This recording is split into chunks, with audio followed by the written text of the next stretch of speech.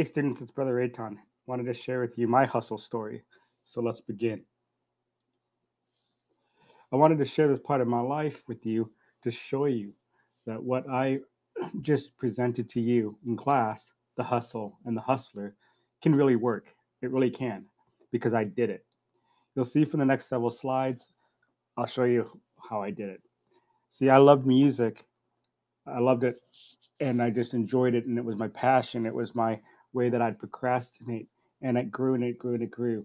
So hey, if I can go from writing simple love letters and creating mixtapes in middle school for money to moving up to moving to Los Angeles, Hollywood, having one of the big seven record companies give me hundreds of dollars uh, and hundreds of CDs to go through, to sort through, to tell them if they should sign that band or that artist, from being able to have them pay me to attend concerts, pay me to interview bands, to work on the videos, to attend private signing parties, touring with the bands, writing concert reviews, and hanging out with bands, and anywhere from LA to London. If I can do all that stuff, you can do it too, because I believe you can do anything you want. One of the keys is that you start early, you start now. So let's begin. Back in seventh grade, when I was just a little dude, I uh, I used to send out texts. I used to tweet, but not in the same way you guys did. See, you can ask your parents what these things are. These are the original tweets. These are the original text messages. And what you do is you'd write letters, and then you do the origami trick and fold it and make it look pretty, and then you'd shove it into people's locker. Well, what I did is there are always guys that like girls. That's never changed. And they always wanted to get their attention and so forth. And so they knew that I liked to write. And so I would write short letters to them. Why? Because it made money. For example, really what I needed was lunch money. It cost $1.50, if I remember correctly, to get lunch at my school back in that day. It's a lot more now, I know. But my parents only gave me $1, so I was always 50 cents short. And so what I did is I'd write these letters and I would charge these guys $1 per page. So I'd get $1. Then I'd write a short letter or a poem that I'd steal or come up with originally, and and then I would put it into the girl's locker, and they'd open it and they'd magically fall in love with the guy who supposedly wrote it. I did what was called the Cyrano de Bergerac trick, which is a old French play about a guy who's not so good looking, helping a guy who's extremely good looking get the girl. It was later made into a movie called Roxanne, I think in the late 80s. Check it out, it's a pretty good movie. Anyway, it grew and it grew and it grew, and it was underground. And so I started charging double. I would do 2 page letters, I would do 3 page letters. And I was smart enough to realize that I should double space them. And so easy money. Then they'd come back and they'd say, "Well, how do I know that she'd get it?" And I'd go, "Well, I'll give you a delivery confirmation." And so I did that. And then I would guarantee that they got it by having the girl write back. And I had a trick of doing that too. And so, as you can see from here, the money adds up. Eventually, it got so big, I needed to get seller's insurance and ghostwriting fees. I would hire other guys to write letters, and then I'd hire girls to write letters back to the guy. Then I'd have a referral program. Then I'd have a delivery service. I made friends with all the office TAs, all the TAs and all the different teachers, and I'd have them deliver it for me during passing periods and whatnot. Eventually, I had to get someone who was really good, so I found the geekiest kid in math to be my CFO, and I gave that person bonuses. And so, by the time I got out of middle school, I had good. Let's just say I could afford lunch. What I like to do, and what I'm hoping that you do, is take this piece of advice: reinvest in your hustle. Don't just go spend the money on things that don't relate to your hustle. So what I would do is I would go to movies. I would take some of that money and I'd go to. We had a $2 movie theater. These were like old releases that had already been out, and before I went to video, it would go to these independent little theaters that people could afford. I know it just goes to Netflix now. I know that it just goes to Hulu. We didn't have that, so it would go to VHS and beta tapes. You can have a conversation with your parents; they can explain it. So I'd go see a movie like The Breakfast Club with a pad and paper and a flashlight, and I'd write down lines. I'd go see Top Gun. I'd go see Can't Buy Me Love, which was filmed in my home at my rival high school, one of my rival high schools. And I'd pick up lines and I'd see how dialogue worked. And I'd go to the library and I'd check out all these poems and I would do the hustle. I'd get good at my craft. Well, from there, I realized that, you know, I, I couldn't probably get to Harvard. I didn't have the brains for that. And I was short term thinking because I had to get lunch every day. And I didn't want to bother or burden my parents for that extra 50 cents because I believed that they just didn't have it. So here's a Jay-Z, um, a couple Jay-Z lines from American Dreamin'. You can read it, you can pause me and check it out, and then understand that what he's talking about is this short-term reality. He's talking about not living a bright hustle, but having to live in a blight or a sight if you're lucky kind of hustle. He can't think long term. And at the time when I was that age, being that age and realizing I'm 50 cents short, I had to live in that kind of reality too. So here's my thing. I really believe that this is what it's at. It's kind of a Venn diagram. There's what you love and there's what you love back. And your job is to get into the middle of that Venn diagram. So not only did I write poetry and short stories and things like that, I also wanted to be a rock and roll star. So I learned how to play drums. I learned how to play guitar a little bit. Started out on piano because that's I think where everybody should start. And I got better. And I started a band when I was in middle school. And we were terrible, absolutely terrible. I was by far the best musician in the band. I'm not telling you that. I'm not bragging. I'm just telling you how bad the band was. And my dad pulled me aside and he said, you know, you don't want to be the best musician in your band. You want to be the worst musician in your band. You don't want to be the smartest guy on the block. You want to learn. And so what I decided to do in ninth grade is I went out and I got the best musicians I could. And I was probably the worst musician in the band, but I knew how to market. I knew how to set up gigs. I knew how to get into people's backyard summer parties. So we just play and make a little bit of money, and I'd work on my craft because, like I said, I was going to be a rock star. But in high school, what I decided to do, because I loved music so much, is I'd go down to the record shop. Now, there's Silver Platters in Linwood. That's next to the Red Robin. No, it's next to the Linwood Convention Center. That's kind of like the only one left these days because of iTunes and Spotify and all that stuff. You get it digitally and streaming. But back in the day, every Saturday, I would pedal my bicycle uh, down to the record shop. It was called Zips. And I think, not that it matters to you, but I think it was on 22nd in Wilmot in Tucson. And I never had enough money to buy a CD. CDs were anywhere from $8.99 to about $15.99. I didn't have that kind of money. Remember, I'm trying to get 50 cents a day for lunch. So I'd go in there and I'd chat up the guy. On a side note, I think it's sad. I think it's sad that we don't have places like this anymore, where you could go in and talk to a record dealer and he could turn you on or she could turn you on to new music and let you listen to new music and have a dialogue and have them tell you the history, the backstory of that type, not only that band or that artist, but the whole genre and what was going down in that time. But anyway, back to the story. So I went from letters to putting together mixtapes. Ask your parents about mixtapes. Everybody did mixtapes. So what I would do is I'd buy these blank cassettes and I'd fill them a 60-minute cassette. I'd fill them for $6. So you take away the $1 it takes for the tape, I'd make about $5. Um, and anyway, so I would go to this guy. I forgot his name, who owned this independent little record store, and that's not it. But in the photo, that's not it. And I would say, look, if you give me this one CD of my choice, I'll write a record review and you can put it on your wall.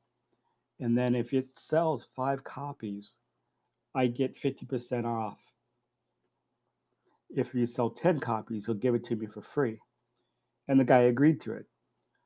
And I'd go home and I'd listen to a CD and I'd come back and it would sell because I knew what was hot. I knew what was good. I knew I knew what would sell. So here's another piece. I would do this, and now that I'm older, I kind of understand what's going on. This guy was a mentor to me, not in so much how to do stuff, but I think he saw a young black kid who was working on his craft. He saw a PhD candidate. He saw a kid that was poor, P, hungry, H, and D, driven. He's going for his PhD and he just wanted to be supportive.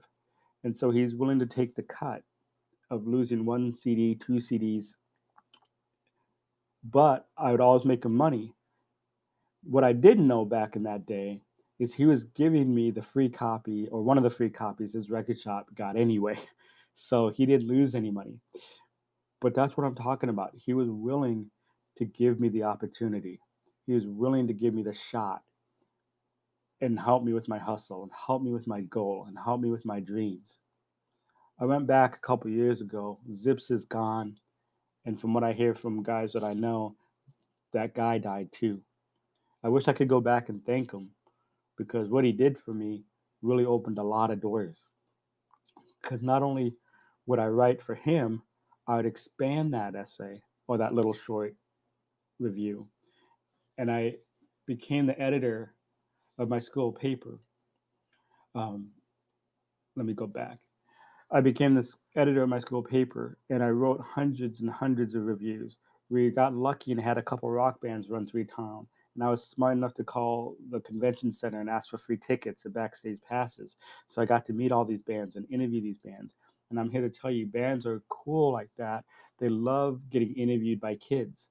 They love helping and mentoring the next generation. So for mixtapes, I made them and I made them. And remember, I told you that you need to reinvest in your hustle. So what I would do is after that, I made enough money. Went out and I bought a Walkman. This is kind of like the original iPod. I know you guys don't even do iPods anymore. I still have mine. I'm old school. Um, but this way, the guy could rent my Walkman and then he could play the mixtape with the girl. So it just worked. And eventually I moved up to what was called a 4 track. And what a 4 track recorder is it gives you 4 channels. So you could do the bass, the drums, you'd record the drums first, then the bass guitar, then the lead guitar, and then you would take these three and you would record them onto the fourth one, which leaves one, two, and three open. Then you could do the lead vocals if you wanted, the backing vocals, and maybe a second guitar or drum fills or whatnot. Then you could move that to the third one and have the two left. Then you get the idea. And so I learned how to record. So I recorded my band and I recorded more music onto these. So it would be a multi-track. I could make really original mixes of things. So I could play a U2 song or a Bon Jovi song or a Whitney Houston song, and I could mix that with a backbeat from Public Enemy or whoever it was back in the day. And so these girls that were getting these mixtapes who got completely original music. What I didn't really realize is I was doing sampling and mixing and so forth. But it was great, and I loved doing it. I would have done it for free, just like teaching, but luckily, I got paid for it. So moving forward, from there, it was time for me to go to college, and I wanted to work in a record company. So I called up a bunch of the record companies and I said, "Hey, this is who I am. This is what I want to do. I think I can help you find the next big band, and I can kind of prove that I'm good at this." So I got a whole bunch of interviews: Capitol Records, Elektra Records, Geffen, I interviewed at Hollywood Records, Disney, um, Warner Brothers, and what I landed on and what I settled at was Atlantic because they gave me one, the best opportunity and leeway, and then two, I like their history outside of Motown. They've done a lot for African American music, which uh, which I really appreciated. But how did I get that job? Because a lot of people were going for that job. A lot of people who are much smarter than I am. A lot of people who had already graduated. Well, what I did in my interview is I was able to bring in my portfolio. I was able to show them that I have 200 printed album cassette reviews. And with dates, I was able to show them that I predicted Guns N' Roses would be huge. I predicted Public Enemy. I predicted NWA, and so forth and so on. I had an ear for music. I wrote over 100 press releases.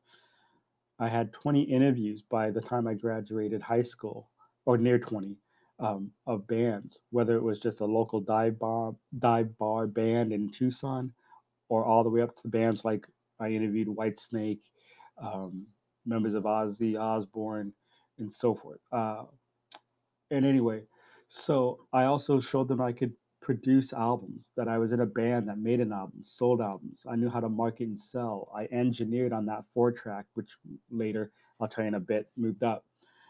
So I had that recording experience. I founded a band. I led a band. I put a tour together of that band. And in high school, it was just around town, but I did it.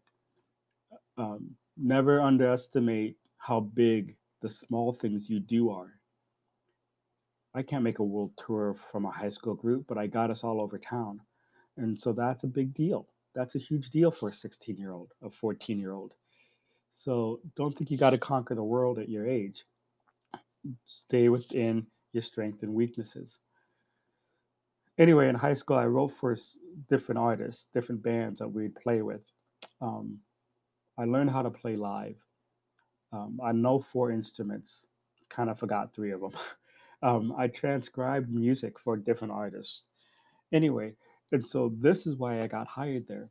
And so at Atlantic, I interned under this woman named Angelica. At the time, her name was Angelica Cobb. She got married and it's now Angelica Beecher Cobb, Belcher Cobb, sorry. Um, and everybody called her Jelly. I just called her Ange, and she was great. She mentored me like you wouldn't believe it. I learned so much from her. It seemed like every week I went in, I got a year's worth of knowledge. The people she introduced me to, the rock stars, the promoters, the managers, the A&R guys, the techs, the video guys. Um, for Man, it was awesome.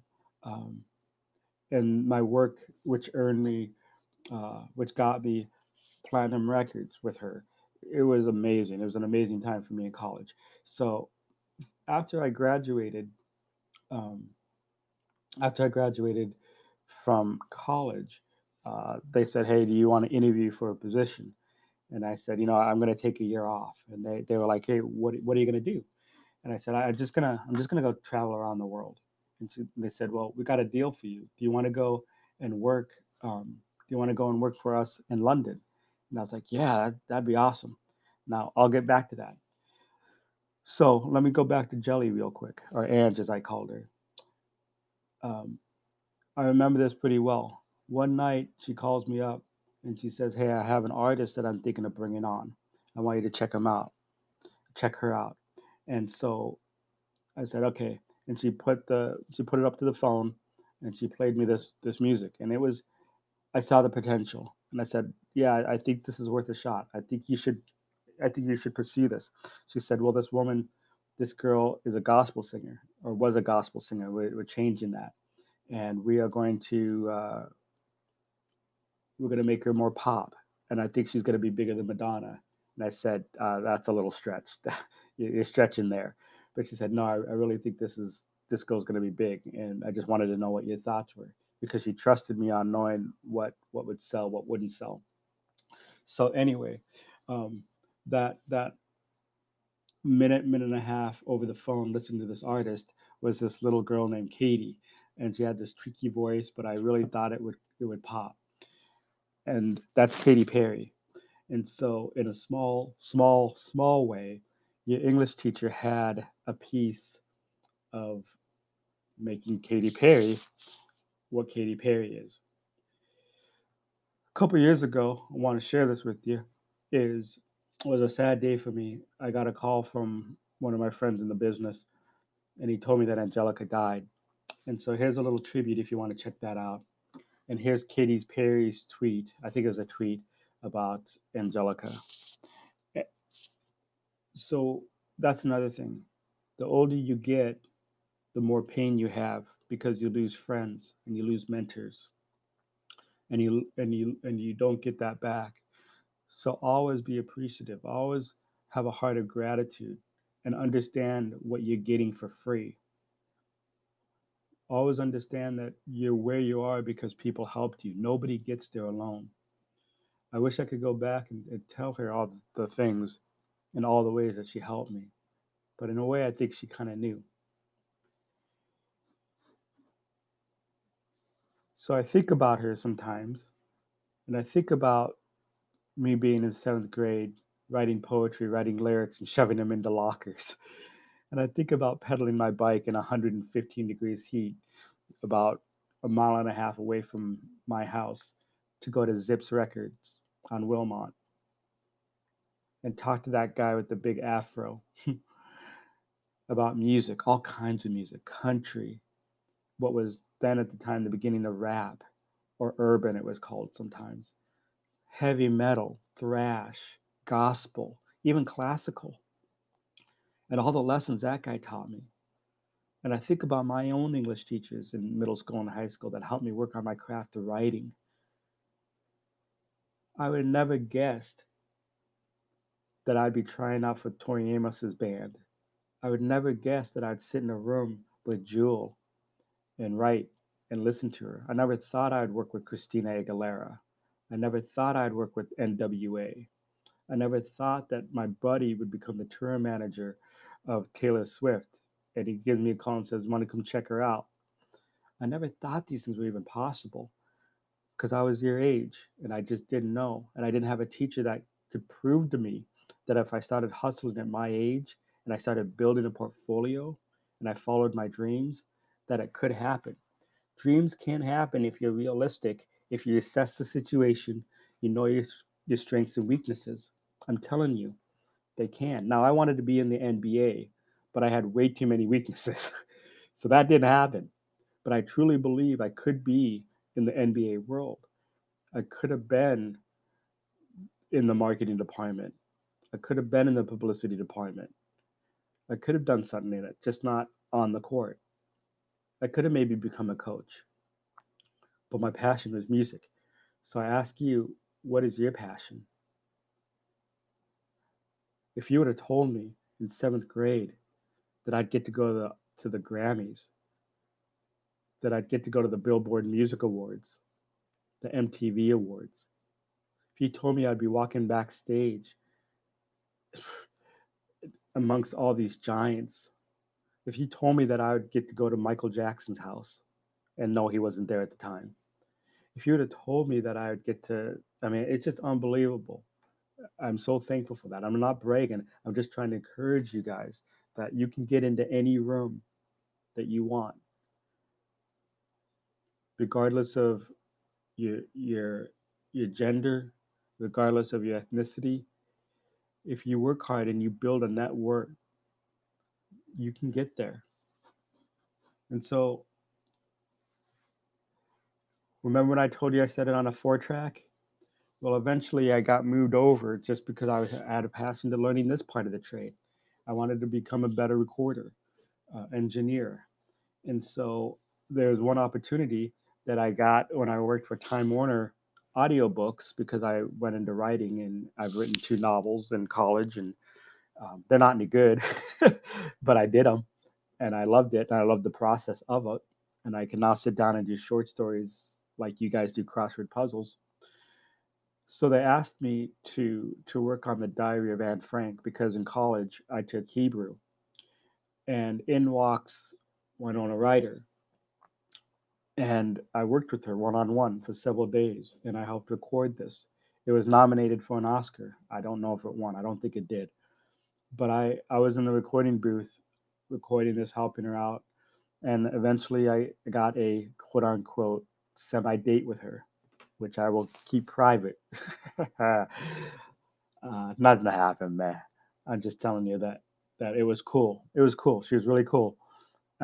One thing I've learned is the bigger the rock star, the bigger the celebrity, usually the cooler they are. They're just nice, and for her to take me out and have me ask questions about Hollywood, about all those kind of things, um, priceless. And so yeah, it kind of broke my heart when I later found out that she got arrested for stealing. I don't know what that's about, but I would still say she's a good person. I would still say that she was nice and kind and generous, and that I was able to learn from her. All right, man. The last thing Angelica did, remember I told you I wanted to be in the NBA? Well, she started a little thing called 3-on-3 basketball. It's called the Big Three, and she was instrumental in that. And so I got reconnected with Ice Cube. I got to hang out with some of those guys. I never got to meet Allen Iverson. That would have been cool. But what I'm telling you is think about where you are right now, listening to me, probably in your house with your headphones on, staring at walls, sitting on your bed or at your desk. Because that's what I was doing when I was your age. And look where it took me. Look what doors it got me into. And yeah, I graduated, I never interviewed, but I did move to London and I did get to see a ton of bands and hang out with them. And I did fulfill my dreams. And so you're saying, why are you here now with us, Reitan? You could be doing this. And yeah, I could. But I needed to give back. And I needed to find a passion that was different. And what I like to do is I like to share my information, my successes and my failures, my weaknesses and my strengths. Because if I can expose that to you at your age, you don't have to waste time later. You can be efficient with your time. So I want you to go out and I want you to hustle. I want you to find something that's bright. I want you to find something that can help other people. I want you to do something that you enjoy because what I believe is you need to be balanced and you need to find a way that you can fill your own soul and help society at the same time. My question is, what will that be? This is an opportunity that you now get to try something new, something that you always said, oh, I would do that if I had time. I'm giving you the currency of time. I want you to try something new. I want you to fail at it because failure is just a lesson on how it's just one of those steps in the ladder that's leaning up against the box. Your life might be a desert, but what you love is your oasis. So gather the strong horses, water those flowers, and get at it.